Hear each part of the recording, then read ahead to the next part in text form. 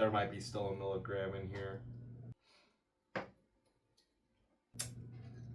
No, we don't have the confidence to do it again. We're just gonna. Fuck! God damn it. Alright, we're good. Hiya, it's Maya, back for another Silly Girl injection. So last time I was like, I didn't inject all of it, and I was like, let's hope that'll just be like fine. And I either found my period or it wasn't fine. It was, I was going through it. But the first half of the week was really, really hard. But then, like, the last few days, I've actually been riding a high. And we'll talk about the high that I'm riding instead of the rest of the week. Because in the rest of the week, nothing, like, particularly bad happened. Like, if I told you everything that made me spiral, you would look at me like a silly fucking bitch. And be like, why are you like this? And it's because I didn't have enough estrogen. That's why I'm like this. Oh! That squirted. So, I was just feeling just absolutely abhorrent. Like an ugly, uggo monster. A hun. Other hurtful terms I wish I didn't know. So, I eventually realized that a lot of the shirts that I have, I just don't feel comfortable in them. And a lot of the shirts I bought I think I said it last time, with that snake shirt I was wearing, a lot of shirts are like that. Like, I bought them and my chest grew a little bit, and now they don't fit as well anymore. So I have to go out and buy more clothes. Oh shit, let me cap that again. So I go out, and what's funny is before this I had been wearing a face mask everywhere, just because like I was insecure and I didn't want to show off my face. Definitely not because COVID's still around.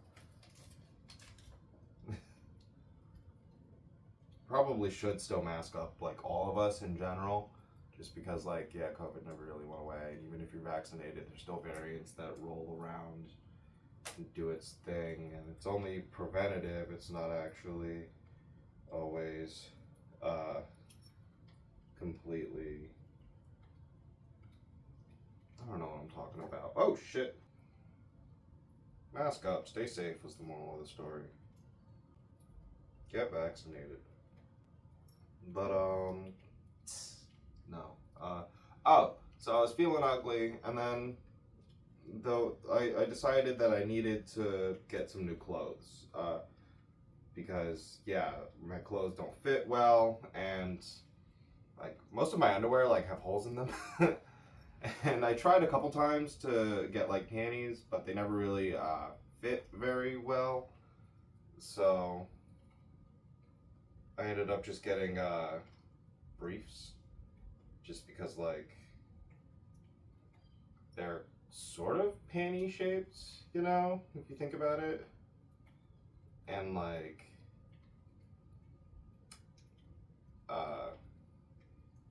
they have a compartment for you that regular panties don't. So while I'm out doing my thing, buying clothes and stuff, I have to use the car, and my boyfriend and I only have one car, so I have to like take him to work in the morning, and then I gotta like go pick him up for his break so he could go out and like get lunch. And you know, that's alright because we get to like go out and eat and shit, and it's cool. But we went to a Chick-fil-A, and someone at the Chick-fil-A gendered me correctly, but then immediately misgendered my boyfriend. So I couldn't I couldn't be like, babe, look, it happened, and he'll be like, yeah, good for you. No, he's supportive and everything, but like it's also kind of hard for him because he is a cis guy who just commonly just gets he's kind of a femboy, So everyone just assumes that he's either trans or a woman, and he's just a cis man. Yeah, this whole trans panic hurts cis people too, if you didn't know. Lots of bubbles. Lots of bubbles. But getting gendered correctly in the Chick-fil-A wasn't the end of the story. So, after I dropped Babs off at work, I went back out to find some more clothes, and I went to a Ross. And in the Ross, I didn't find much. I found a couple shirts, I found a pack of bras, because before I had picked my Babs up, I found a cheap bra at Walmart, and it didn't end up fitting, so I needed to go find another pack. And so yeah, I'm in the Ross, I find a pack of bras and two shirts, and I go back to the changing room, and I don't see anybody, but I'm just gonna flick this for a little bit while I tell the story. I'm looking around, I'm like between the two like sides, and I only see the one side that says men's, and I don't see anything on the other side. So honestly, I don't know if like you gotta go further back and then there's a room and then it says women's on the other side. I couldn't see. And if the other like side of this back section was just like maintenance or whatever. But then like as I go to walk back there towards the men's side, a woman, like an employee, stops me, an older woman, and she's like, "Hey, how many?" And at first I'm like, "I'm one person. There's only one of me. What do you mean, how many?" But then I realized she means like how many articles of clothing am I holding? And so I'm like, "Oh, well, two," because I have two shirts. And then I'm like, "Oh, well, I guess technically three. I'm not really gonna try these." And I hold up the bras. And I'm not sure if she thought like, I'm not sure what she thought. I'm just gonna say that. I'm not entirely sure what she thought. And now I'm realizing I don't know which leg I'm supposed to stick. So I have to stop and check. At first I thought me recording was gonna help like other trans people do their thing with this, who are afraid of needles, but it's actually been helping me a lot because now I have like a visual record of which leg I've been injecting. Yeah, I need to do the left leg, because in my notes, in my what's it called?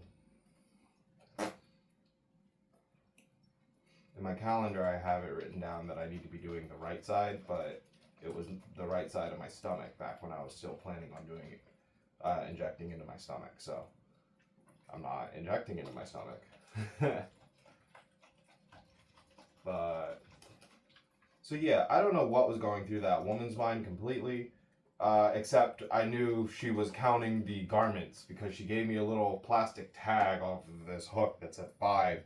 So I know she counted, the bras, even though I wasn't wearing them, I guess. I look like I have track marks, like I'm doing heroin or something. I guess they literally are track marks, it's just not drugs. Well, it is drugs, it's just legal drugs. Let's hope it stays legal, I'm gonna be real with you, dog. Because I heard the Heritage Foundation is trying to go after gender affirming care for adults now, because it was never really about protecting any kids. They just wanted people to stop being the way they want to be, who they are. And speaking of being the way I want to be and who I am, so yeah, I was ready to begrudgingly walk over into the men's thing, and then she gave me this tag, and she walks me over to the other side, to the women's side. And then the shirts didn't fit when I got changed, but God, I almost cried because that meant so goddamn much to me.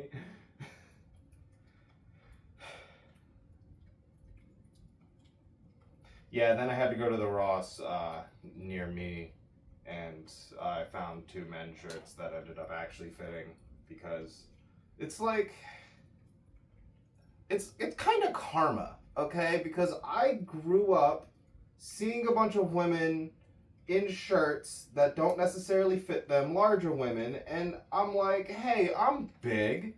I'm a big person. I'm not trying to squeeze into little ass shirts.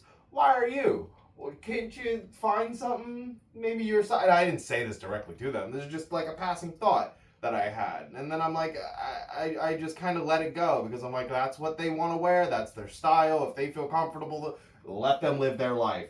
And now I'm realizing that they don't maybe feel 100% comfortable in the clothing that fits them a little too tight. They just can't find anything bigger.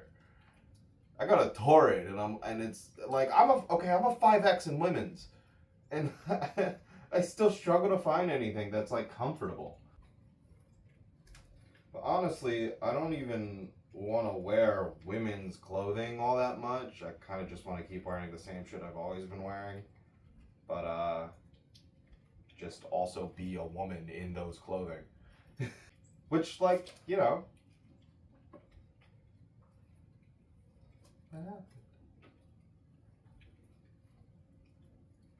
Someone recognized me. Because I was wearing, like, clothes I regularly wear. Admittedly, I did. Okay, so I got new eyeliner. Because over the Valentine's Day weekend, my eyeliner got really fucked up in my bag. It was a pencil eyeliner. And then I was like, okay, well, let me get a marker eyeliner. And what I accidentally got was liquid eyeliner. And so, because, like, okay, hold on, let me sip coffee, and then I'll explain. I thought I was allergic to liquid eyeliner for, like, 10 years now. Because when I was about 18 years old, still identifying as a boy, just trying makeup for no completely cis reasons, um, I, I bought this liquid eyeliner from like this dollar store. There's this tiny ass bubble. There's a few bubbles. They're making me uncomfortable, but we'll have to live. And it burned. And the girl who was helping me with my makeup at the time was like, "Oh shit, it burns? Take it off. It shouldn't burn." And so then I tried a different liquid eyeliner from the Rite Aid across the street, and again it burned. And I was like, "Oh, I guess I'm just allergic to liquid eyeliner. That sucks." So I've just been using pencil eyeliner for like years because the marker rubs off too quickly, and the pencil, while it does rub off easily, it does smudge into like the raccoon look, which like it's not always what I want, but it's better than just being gone and lopsided.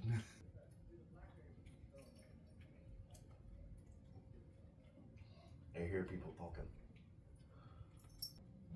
So yeah, while I was mostly in the clothes I would normally wear, um, I did have 2 extra wings that I don't normally have due to the liquid eyeliner.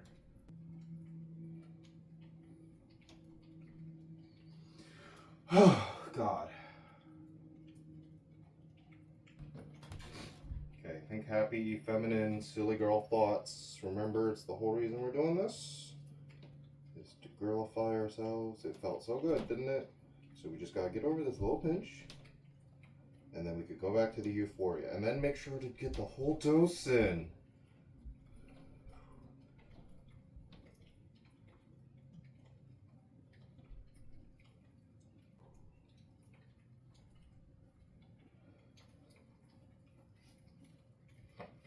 Okay, okay, okay, okay, okay, okay.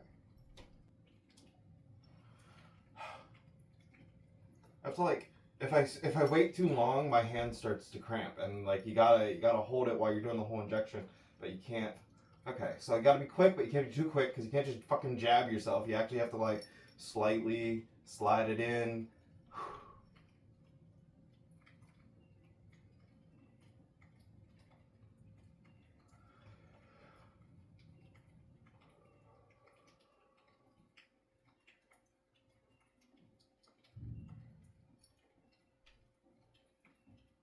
I'm remembering the leaf from Celeste.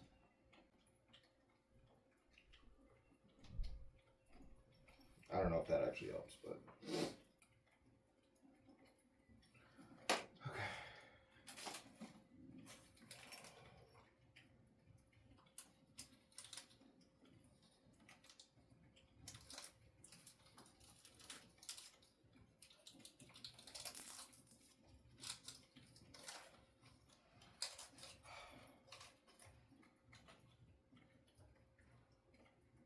Okay. All right. Jesus.